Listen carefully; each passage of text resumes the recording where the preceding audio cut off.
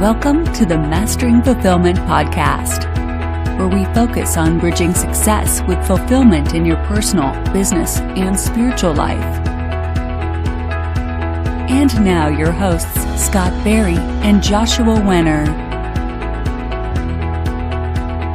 Hello and welcome back to the Mastering Fulfillment podcast. In part 2 of our Mastering Freedom series, we dive a little bit deeper on how financial freedom adds or takes away from our overall fulfillment.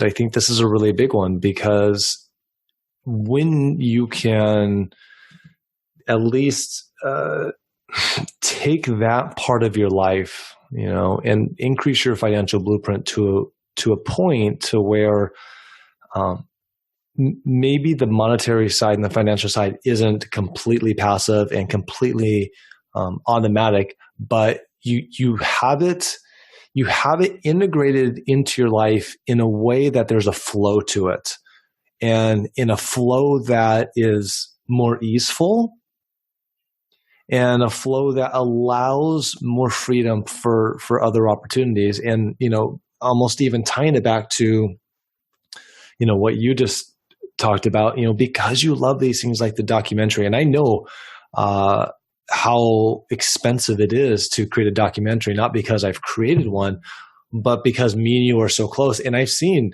just how much energy and effort and time and money that you've put into this thing to really make it, not just this little documentary, but to actually be something that's world class, that actually has not only good content, but also it's also delivered in a way that is enjoyable to watch, which I think is almost as crucial as the content itself. And so, that takes a lot of money. And so ultimately, I think, part of your process too, as it was with mine, is to project in a way that says, okay, what would it possibly look like for me to be financially free enough to where I'm not having to spend, the vast majority of my time and hours dedicated to income and wealth building, but I can have that to a point where I've either built up a little bit of a payout, I've built up some residual passive income, or I've built up my life in a way that has allowed me the extra financial cushion to be able to go down these roads of new ventures and not have to stress as much on whether I'm going to get paid, when I'm going to get paid, how much it's going to cost me. You're still aware of those things, but it's not as a critical driver of those decisions, where you can start making more of those heart-based decisions on what you want to do, what your contribution is, based on what your heart wants, and not be hindered as much by the financial side. And I think when you can really start to get this item in your life, the more in a flow. It doesn't have to be where it's like, oh yeah, I've got this big startup payout, and our company got bought and I never have to work again. That's great for some people, and I know some people that's actually worked for them. But I would say the vast majority of people that it's a little bit of a what's that word I'm looking for? Where it's just the pie in the sky analogy.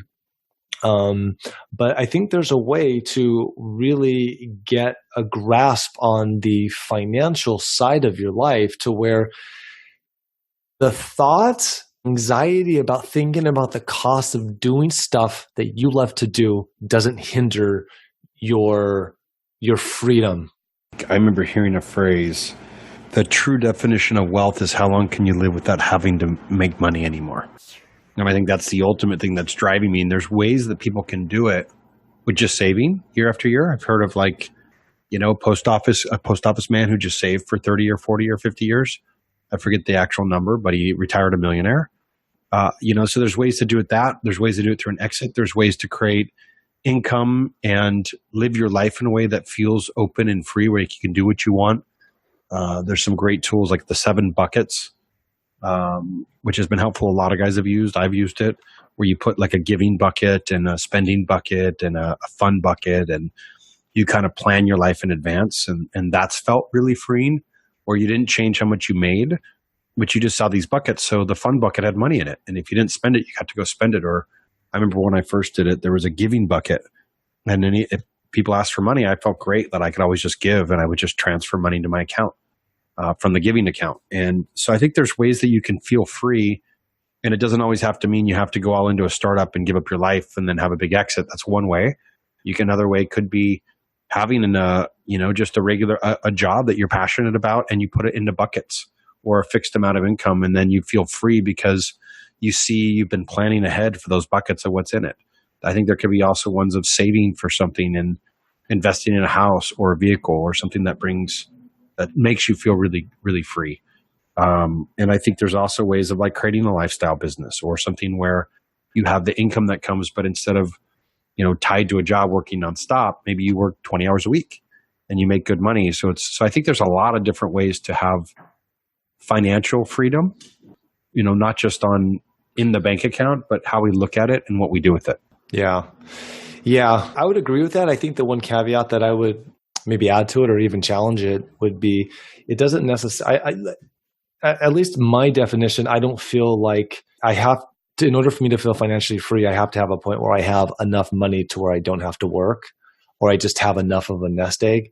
To me, I think financially freedom means that the things that I love to do in my life aren't necessarily hindered, even though I may think about them and, I'll still judge I don't want to be overpaying for stuff or getting ripped off. But at the same token, I don't want to have to not do something that I love to do based on money.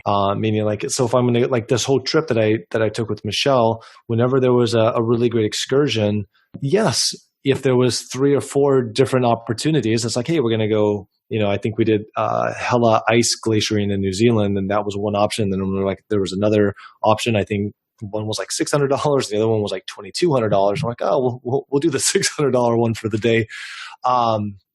We were still discerning with the money, but it didn't hinder what we wanted to do. And for me, I feel like getting your life set up in a way that you're able to do the things that you love to do, even if you are still working, but it's not hindered because you have to work excess hours or you don't have the money, where, the money issue doesn't really come into play for you stopping what your heart wants. And, I agree with you is being a little bit more focused on how you spend your money, your relationship to money, the energetics that you have with money. And to me, I think just as important as making money and budgeting and saving, I think almost more important is where you spend your money. And that's always been a really big one for me is, yes, I know a lot of people that make a lot of money, but they also spend a lot of money. And it really baffles me for someone that can make, $250,000 a year and not feel financially free. Me and people that make $500,000 and don't feel financially free.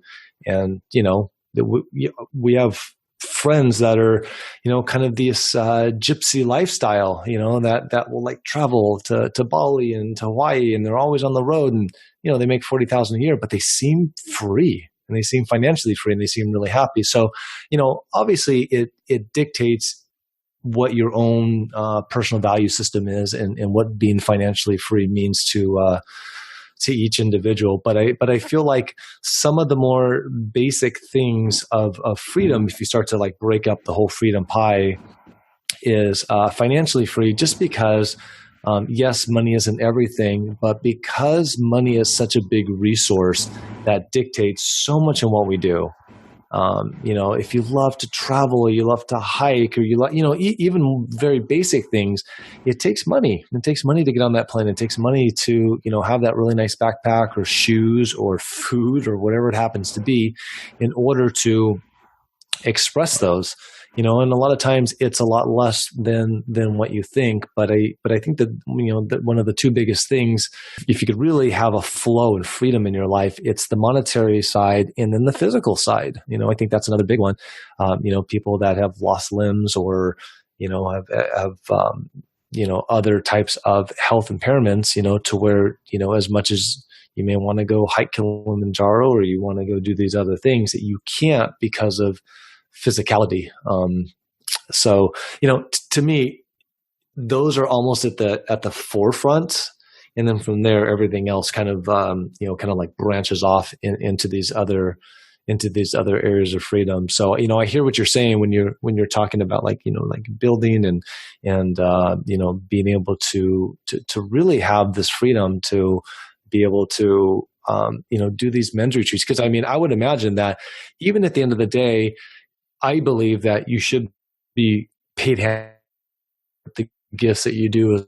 You're providing a ton of value. Yet at the same token, I know that there are parts of your offering, since I've done the men's retreat with you, that you gift it to, I think it's like veterans or something. And you would never want to be in a place to where it's like, well, I don't have enough money, so it's like I can't extend that offer to them. And I think that's part of your motivation for being financially free, is to have that ability and those options to be able to kind of extend those type of items.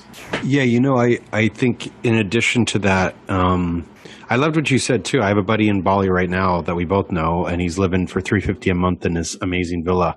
So again, I think there's part of the experience where you can totally be financially free if you're able to make a certain amount of living and love what you do, and also live the lifestyle. I think that makes you feel free. So I think a lot of it's the feeling. Depends on where you're living. If you're living in Bali and you're making $2,000 a month and it costs you 500, you may feel super free, working 10 hours a week or whatever it is, and have fun the rest of your life. Yeah. And I think on the same sense, the only other thing I would add, the physical body, I'd also add the financials, but I'd also add the emotional. To me is another big one with freedom, because I think there's a lot of people that may have the money. I even see guys that come into the retreats, they have the money, they can buy any toy that they want. They have their physical health. There's nothing wrong with it, but emotionally they have trauma from their past or something that just they can't get away from. And it keeps just destroying them. So I think there's the emotional side is just one more to me that I feel is also a big one.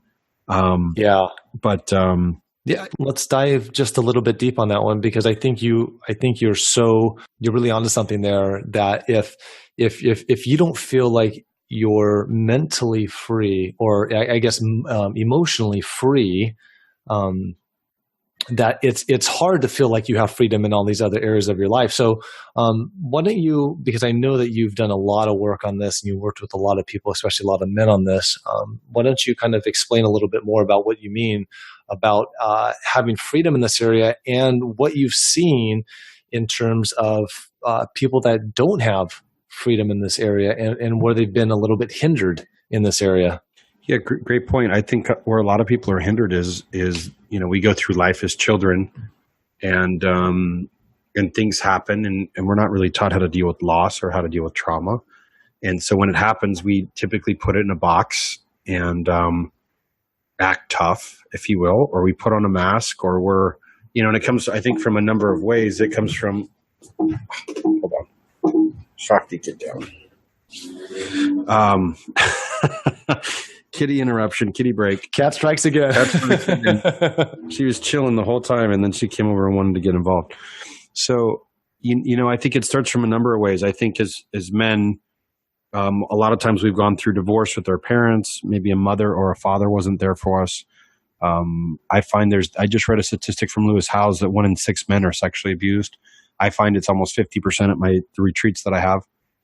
That share it, that are open to share it. And if it's none of those things, I find sometimes it's abuse in the sense of peer group. We weren't accepted from a peer group when we were a kid.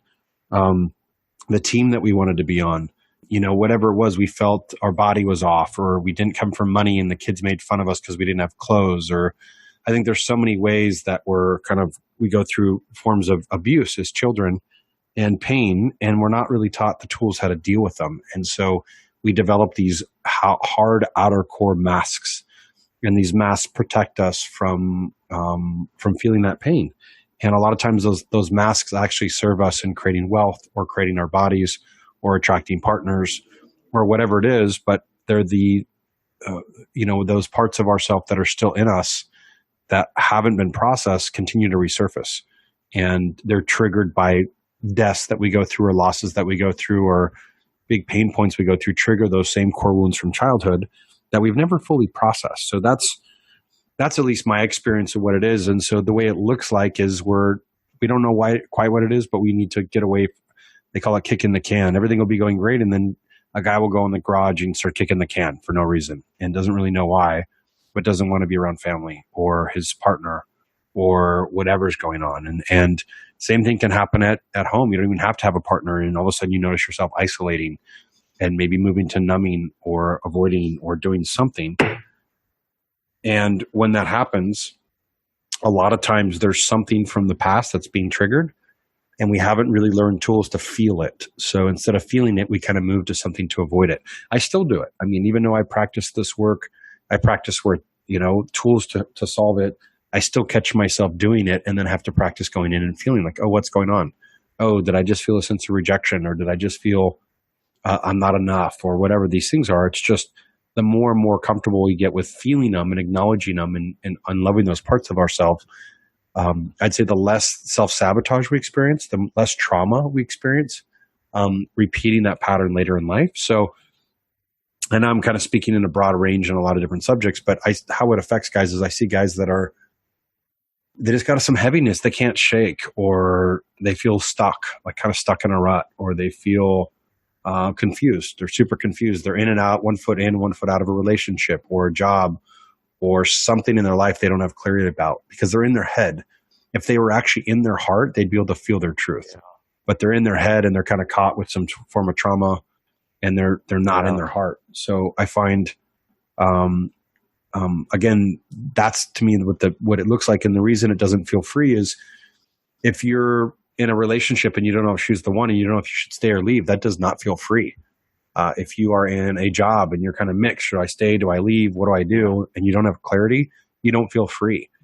When you're, when something happens and no matter what, this thing keeps showing up and you feel like you isolate and self-sabotage or blow up relationships or partnerships or whatever it is, or you play the same pattern over and over again and you don't know how to get out of it, you're not free. You're stuck playing out some other pattern and stuck in reaction from your past.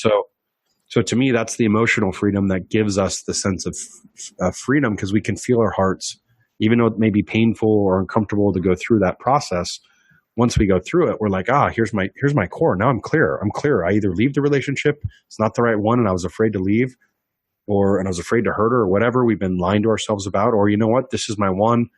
I'm just scared to get hurt. I'm going to break through that and go, commit to her or him or whatever.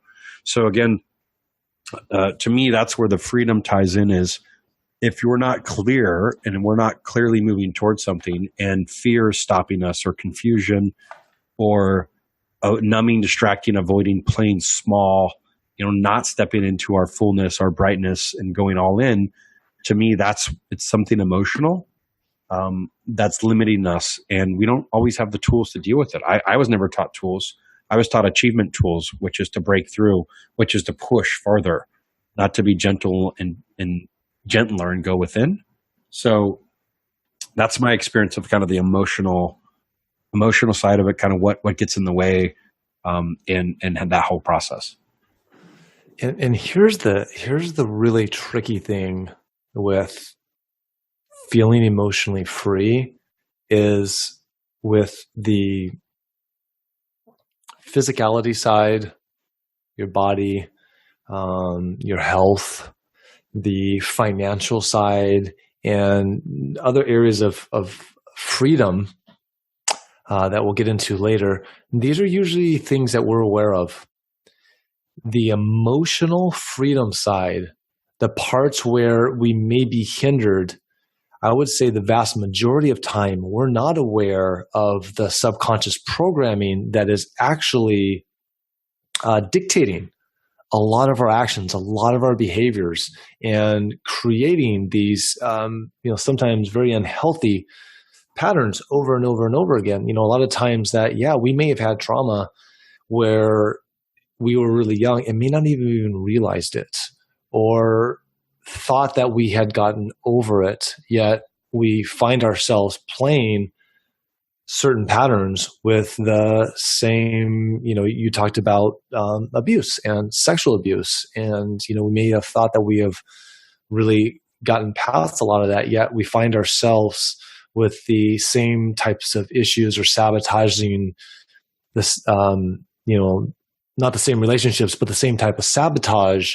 through different relationships over and over again. And a lot of times I think that the tricky part is a lot of times we're not aware of these. And, but I think a lot of times what we are aware of is the heaviness of not being free, the heaviness of not feeling emotionally free in these areas. And I think this is where, because it can be a little more elusive, this is where we've kind of created, stories in our minds. And sometimes we've created stories to protect us, stories to help us survive, which were critical in, some of those hard and dark periods, but don't necessarily serve our betterment as we move forward into brighter light, growth, expansion, and empowerment.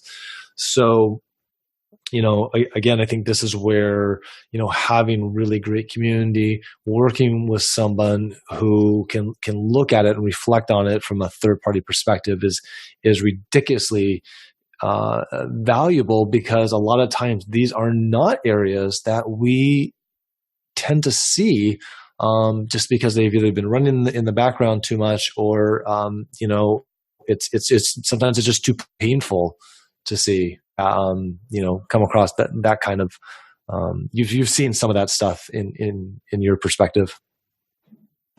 Totally. Yeah. I think that happens quite a bit, is we go through things and they're painful and we don't want to deal with them because they're pain. But my experience is if they don't, it may not go away. It's like knock, knock, knock, knock, knock, knock. Still here. So I think sometimes we're trying to run from things that we can't run from. And, that was my greatest lesson in the film and through the documentary journey of Grief to Grace, is really learning, what are the parts of my life I can't fix, or I can't get over, or I can't move through, or I can't change my state and feel better. What are the parts of life that may always be there and they may continue to surface, and I have to learn better tools to love those. I have to learn better tools to be with those areas when they surface. I have to learn better tools to identify when they're surfacing and to recognize them sooner, to be gentler towards them and to love them. And to me, there's the peak performance where we're in kind of a funk and we need to break through that day. And I'm at the office doing push-ups with my partner all the time, and we do them quite a bit. It's you get tired, you're kind of feeling like your day is done. You get down and do 50 push-ups, 60 push-ups. You get energy again. You get up and get more stuff done. So there's things you can do to do that. And then there's things that may continue to surface that have nothing to do with push-ups. It's acknowledging those parts of ourself that feel pain, or they feel broken, or they feel sad, or when I say broken, heartbroken. A lot of times it's based on the core premise of we fall in love. We fall in love with a dream, a vision, an idea, a person, a thing, something. And when we lose that thing, we experience loss. And that loss is heartbreak. We're heartbroken because we fell in love. It could have been our parents together. It could have been the way that life was, and we were these innocent kids. And then life's not innocent anymore. We're heartbroken because we thought it was innocent, and we were sexually abused, or we were our parents didn't make it and we thought the perfect picture, and then they're divorced, or we thought people were nice and then kids beat us up and humiliated us, or we thought a loved one was a caretaker and we felt safe, and then they sexually abused and violated us. So there's all these things that happen as children where we fall in love unconsciously. We didn't know we were in love until it shattered. And that shattering, that pain is so painful that we bury it so deep. And then as we go through life, we're taught not to be vulnerable, not to feel. So those parts of our heart that feel vulnerable, that feel weak, if we do share them, we're picked upon by other kids or attacked. So we learn to cover up our vulnerabilities and to hide our vulnerabilities and to bring out these thick, strong masks that use intelligence or physicality or strength or wit or sarcasm or whatever we use as a tool to not show our weakness and to misdirect the energy. And to be, so it's we've developed these over years and years and years, and then some other trauma happens and we put it in a box, and some other trauma happens and we put it in a box. And So imagine we have these rooms full of boxes of these traumas that we've been basically shoving down, not wanting to feel, and continue to show these masks. And we wonder why we're in a relationship and then we self-sabotage. It's because there's fucking a whole room full of boxes of shit we've never dealt with. And it starts to surface, and then we don't have the tools to deal with them, and we think we're weak because we feel them, and we've been taught not to feel them. So to me, it's recognizing those, identifying those, practicing feeling when it's uncomfortable, being really gentle with ourselves, really loving, communicating to the people in our lives, including ourselves, and really honoring the body from the years that it's dealt with our pain, and forced us into our heads to protect us, and feeling safe to go into our bodies again, and learn the language of the body, if you will, through feeling. Yeah. To me, that's what's bringing emotional freedom, or what I feel like is emotional intelligence and leadership training, is really we're learning to lead from the heart when we learn how to feel. We don't go from our heads anymore. We learn to lead from the heart. And when we can learn to lead from the heart, we can feel in ourselves, we can feel in our partner, we can feel what the truth is. When we're leading from the head, we're from past fears, or future fears, past projections of the past. We don't want to get hurt. And so we're blaming, we're running, we're hiding, we're fighting. It's all this drama. But when we can identify it and have emotional intelligence, we can go, I'm being triggered. What's going on? This is my pain from my trauma. Let me feel that. We can go into our hearts and be present with that feeling, acknowledge that feeling. And then we can be in our hearts and feel the truth and communicate to our partners, hey, this has nothing to do with you. I'm being triggered from this story from my past, and I'm going to move through it, but I'm just communicating what's going on. So I think it's not every context, it's not every situation, but I'm just giving an example. That's what's setting me free, is like actually feeling like I can identify what's going on. I can love it in me and have compassion for that energy. And I'm not reacting anymore. And I still react. It's not like it goes away, but I can identify where the reaction comes from and trace it back to the root. And that to me feels emotionally free, because I feel like I'm connected to that. I'm not like stuck trying to solve something that feels like an endless puzzle that I don't know the answers to, or an endless maze that I don't know where the entrance is. And I keep searching. Instead, it feels like, this is what it is. And I can follow it and know what it is and have tools to work with it. And so to me, I feel emotionally free. It doesn't mean it goes away. It doesn't mean it's fixed. It doesn't mean it's gone. It just means knowing that I know how to handle it, and I know how to work with it and be with it and love it.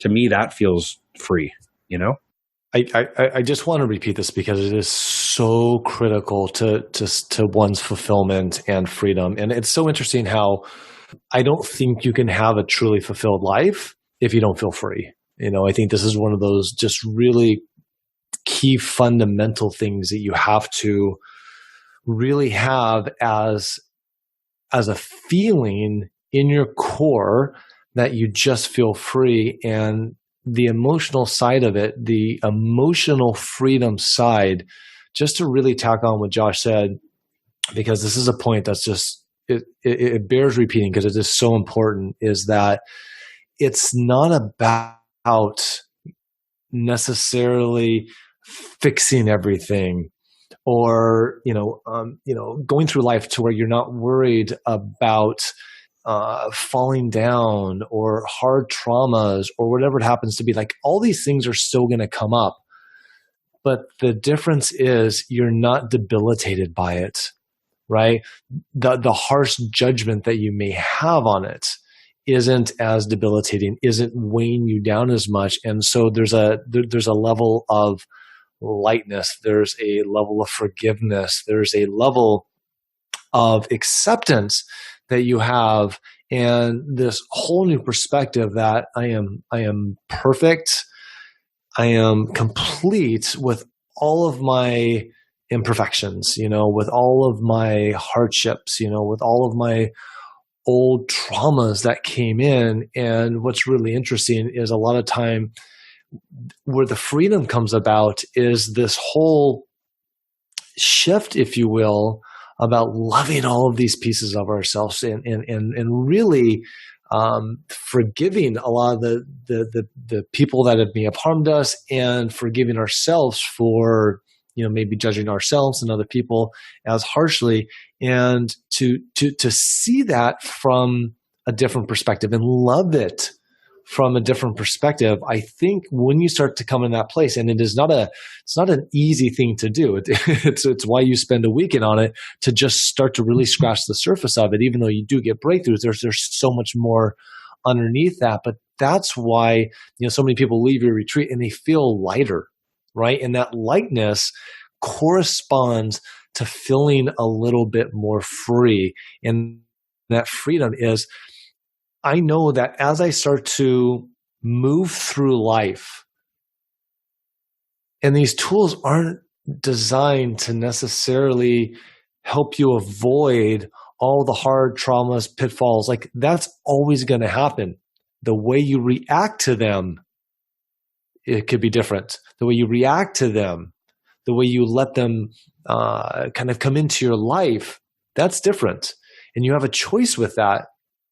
Now, it may be hard, but I can say that when things come up that are hard and traumatic, I mean, we are going to lose loved ones. We are going to have crazy upsets from things in which we had these expectations that things were going to look a certain way. Like, we are going to have our quote unquote dreams shattered multiple times before we transition on this earth. But it's that resignation that we have the tools and that belief in our own strength, our own resiliency, and our strength that we're going to persevere through anything that, look, we may not get through it in a day or even 5 years, but we're going to get through it, and that we're ultimately going to be stronger because of it. I think that's when just the lightness and the freedom really starts to unravel. And I think that's when true fulfillment really starts to come into play. But it is really tough. And it's one of those things where it is a constant practice, and it's something that will always be coming into your life. And you'll be challenged through some of the most, close family members, people in your life.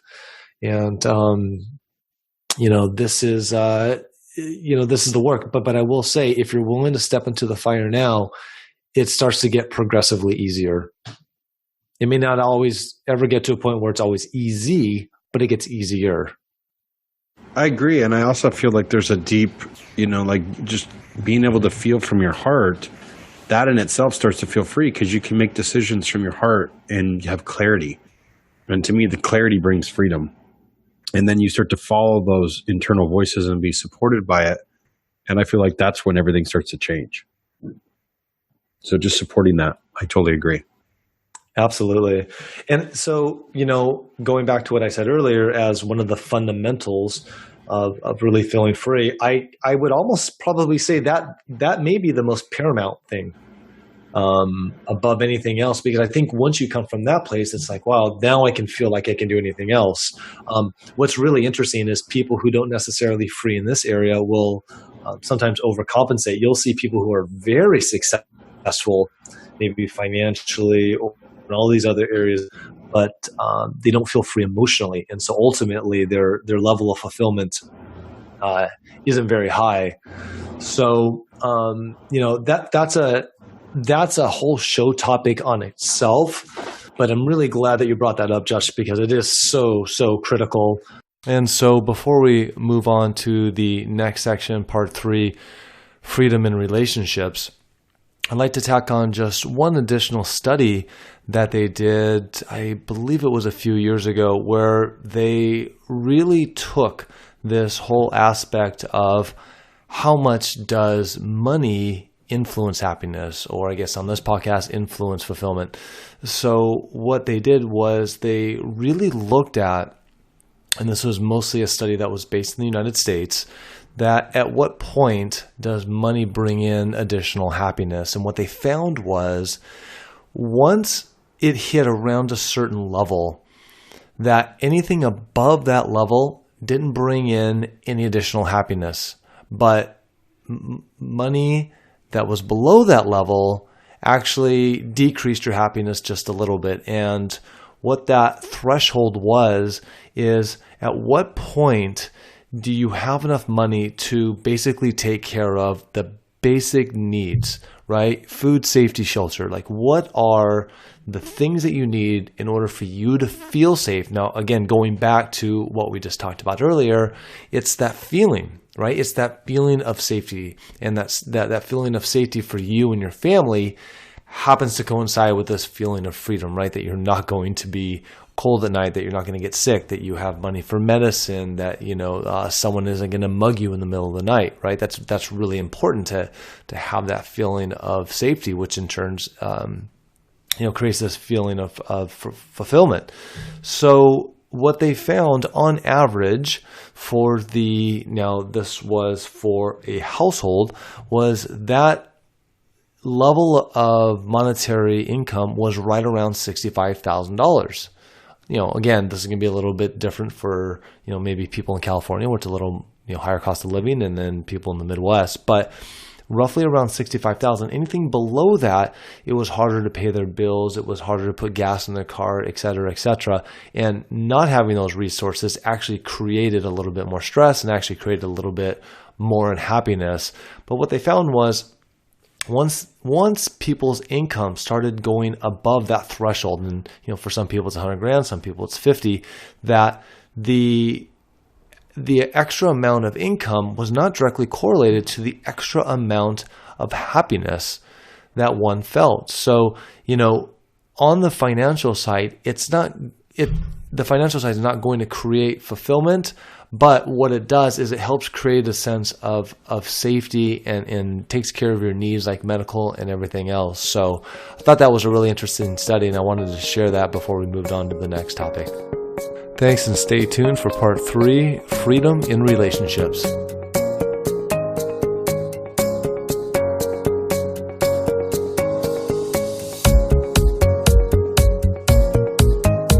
Are you ready to take your personal, relational, or business fulfillment to the next level? With one-on-one personal support, co-developed strategies, and accountability, Scott and Joshua have the tools, compassion, and years of experience helping people just like you live an extraordinary life. Visit masteringfulfillment.com for details. If you enjoyed this show, we would be so grateful if you left a review on iTunes or wherever you get your podcasts. This helps us out immensely. Thank you so much.